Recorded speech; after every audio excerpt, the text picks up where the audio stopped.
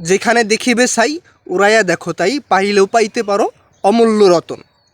মানে ছোট ছোট বিষয়গুলোকেও অবহেলা করতে নাই। আমরা তো এখন ছোট বিষয় মানে ওইরকমভাবে দেখি না, মানে নিজের ভিতরে নেই না, যা এটা না হলেও আমার চলবো। মানুষ বড় হতে হলে তার ছোট থেকে বড় হতে হয়। আমি কথাটা আমারে বলতেছি, মানে কারণ হলো, কথাটা বলার কারণ হলো আমার একটা বাজে অভ্যাস বলতে পারো। বাজে অভ্যাস হলো মানে ছোটো কাজ মানে করতে ভালো লাগে না। একেবারে ধূপ করে বড় হয়। আমার বড় ভাই একটা কথা বলে, তুমি তো ধূপ করে অফিসার হয়ে যাবা। তোমারে মানুষ ধূপ করে একবারে অফিসারের চেয়ারে বসাই দিব, তাই না? মানে আমি আমারে বলতেছি, আমার মতন যারা আছেন তাদেরকেও বলতেছি, ছোটো কাজ থেকে শুরু করতে হবে। ছোটো কাজ থেকে শুরু করলে আস্তে আস্তে ধীরে ধীরে আমরা বড় কিছু করতে পারবো ইনশাল্লাহ। তাই ছোটো জিনিসকে অবহেলা না করি, ছোটো কাজকে অবহেলা না করি।